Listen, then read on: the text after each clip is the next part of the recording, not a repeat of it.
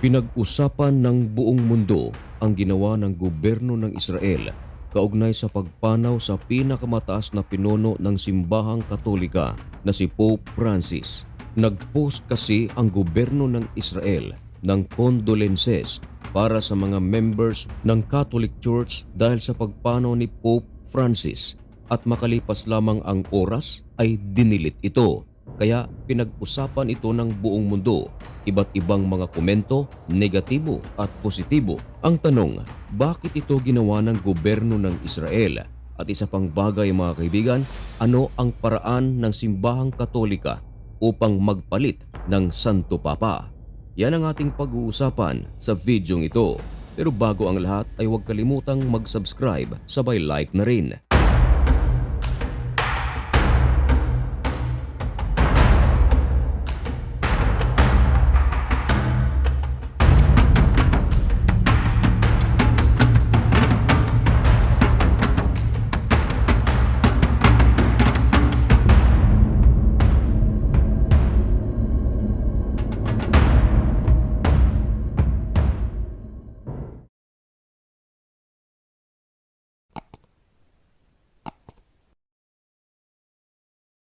Maligayang pagbabalik mga kaibigan. Kumusta na kayong lahat? Ngayon ay April 25, 2025. Kakaibang balita ang ating ihahatid sa inyo.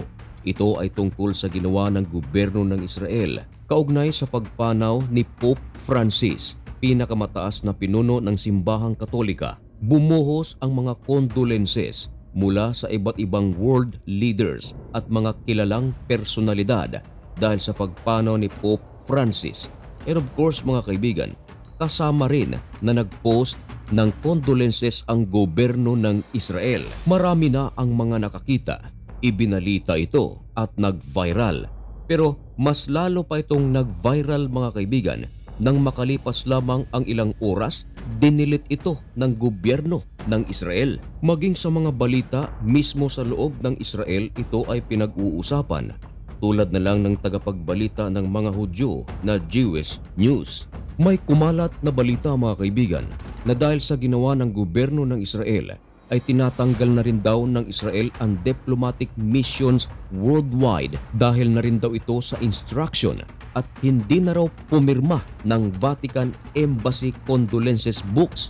Pero ang bagay na ito mga kaibigan ay pinabulaanan ng gobyerno ng Israel. Ayon sa Israel's Foreign Minister na kinumpirma ng kanilang gobyerno na ang Israel ay magpapadala ng kanilang ambasador sa Vatican upang maging representative upang umattend sa funeral ni Pope Francis. Ang aksyon ng Israel mga kaibigan, marami ang nag-uugnay na ang relasyon ng magkabilang panig ay nagkalamat noong taong 2023 sapagkat noong umatake ang Hamas sa Israel noong October 7 sa taong ring iyon, maraming mga Hudyo ang nasawi at nagdeklara si Benjamin Netanyahu ng giyera laban sa Hamas. Mula noon mga kaibigan ay hindi na tinantanan ng gobyerno ng Israel ang Gaza kontra Hamas. Libo-libo sa panig ng Gazans, mga civilians at miyembro ng Hamas ang nasawi. At dahil dito mga kaibigan ay nagsalita si Pope Francis. Mariin itong kinukundina ang ginawa ng gobyerno ng Israel sa Gaza. Bagay mga kaibigan na ikinagalit naman ng gobyerno ng Israel. Marami pang ang mga nag-comment na huwag na raw manghimasok ang Vatican dahil sa ginagawa ng Israel sa Gaza dahil pinoprotektahan lamang daw ng Israel ang kanilang angkan. At upang mapanood ninyo mga kaibigan ang episode na ating sinasabi ay ilalagay ko sa ating comment section ang link upang inyong mapanood ang nakaraang pangyayari sa pagitan ni Pope Francis at ng Israel. Sa post ng gobyerno ng Israel mga kaibigan tungkol sa pagpanaw ni Pope Francis, ganito ang sinasabi: "Rest in peace, Pope Francis. May his memory be a blessing." Of course, ay kinagiliwan ito ng marami. Pero marami ang nabigla nang idilit ito ng gobyerno ng Israel. Ayon mismo sa isang opisyal ng Israel mga kaibigan at the Foreign Minister, ang naturang publication was an error. Ayon sa Israel, sa mga nagdaang mga Santo Papa ng Katoliko na pumanaw, maraming pagkakataon na ipinapadala ng gobyerno ng Israel ang mga matataas na pinuno ng kanilang bansa. Kasama na mga kaibigan ang mga foreign ministers nito. Maging ang social media account ni Prime Minister Benjamin Netanyahu ay inaabangan kung ano ang kanyang sasabihin. Pero hanggang ngayon mga kaibigan ay wala itong sinasabi tungkol sa pagpanaw ni Pope Francis. Meron namang mga oposisyon si Benjamin Netanyahu na dumalo sa isang misa na isinagawa sa Jerusalem. Ito ay para kay Pope Francis. Sinabi pa ng naturang oposisyon na dumalo siya sa naturang misa para kay Pope Francis upang humingi ng tawad ang kanilang gobyerno. Ito ang kanyang sinabi, "I am here to express my condolences on behalf of the vast majority of Israeli citizens, to both Christian believers who live in Israel and to hundreds of millions of Catholic Christians around the world." Ang pangalan ng oposisyon na ito ay si Gilad Karib.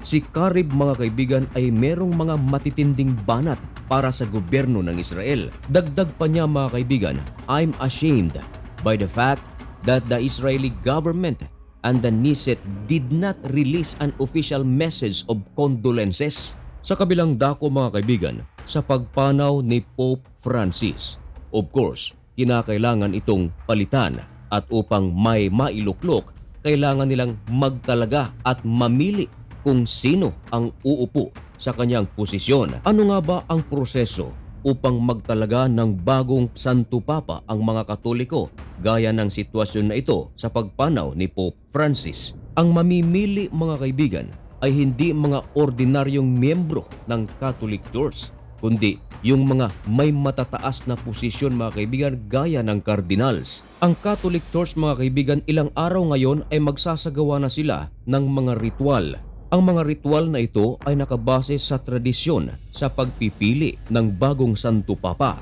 Ang pagpili ng bagong Santo Papa ay hindi nila tinatawag na eleksyon, kundi ang kanilang termino ay Papal Conclave. Ito talaga ang kanilang proseso kung mayroong Santo Papa na nag-resign o pumanaw. At sa history mga kaibigan ng Santo Papa, iisang Santo Papa lamang ang nag-resign. Ito ay si Pope Benedict. 2013 nang mag-resign si Pope Benedict XVI. Sa loob ng 600 taon, si Pope Benedict XVI ang pinakaunang Santo Papa ng Katoliko na nag-resign. Kapag nagtipon-tipon na ang mga cardinals ng Catholic Church na nagmumula pa sa iba't ibang panig ng mundo at upang bumoto na kung sino ang kanilang ipapalit bilang bagong Santo Papa, ang tawag rito ay College of Cardinals. Sila rin ang boboto. Sila rin ang magde-decide kung sino ang magiging bagong Santo Papa. At sa College of Cardinals, merong titindig dito upang pamunuan silang lahat. At take note mga kaibigan, tanging cardinals lamang na 80 years old pababa ang pwedeng bumoto sa conclave. Tatawagin rin silang cardinal electors. Ayon sa tala mga kaibigan, taong 2025, ang kabuoang cardinal sa buong mundo ay umaabot ng 252. Pero 135 lang sa kanila ang maaaring bumoto o tatawaging cardinal electors.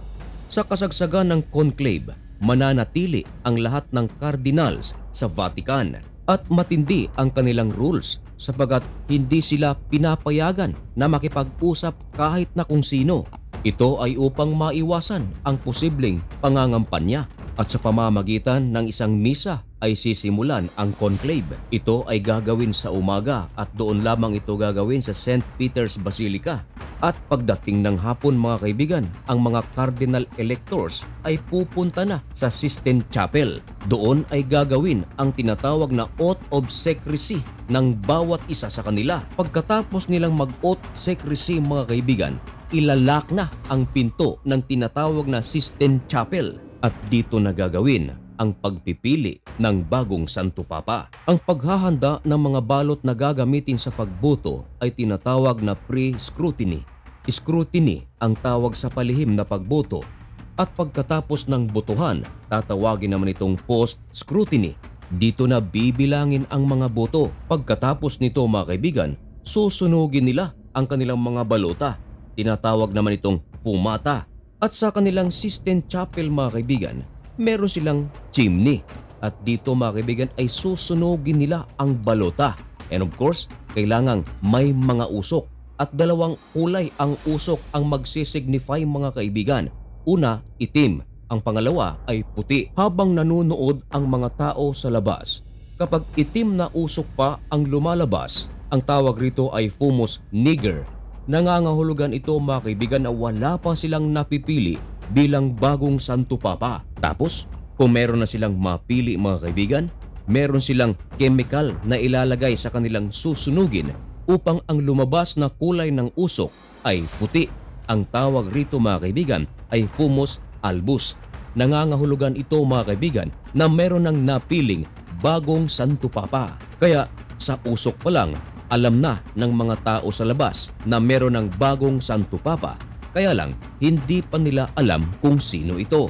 At base na rin sa mga naunang pangyayari mga kaibigan, maaaring tumagal ito ng ilang araw bago makapagpili ng bagong Santo Papa. At kung may mapili na sila mga kaibigan, hindi pa rin ito assurance na talagang siya na ang magiging pinuno ng simbahang Katolika, sapagkat kung sino ang lamang sa mga butuhan ay tatanungin pa ito kung tatanggapin niya ba ang kanyang bagong tungkulin. Kung hindi niya ito tatanggapin ay pipili na naman sila.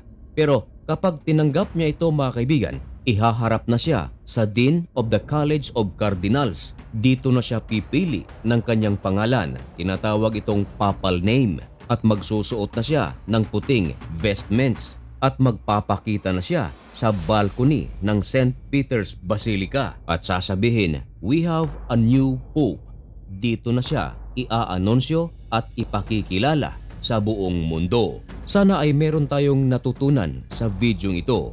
At kung gusto mo ang ganitong mga content mga kaibigan at bago ka lang sa channel na ito, baka naman pwedeng makahingi ng kaunting pabor.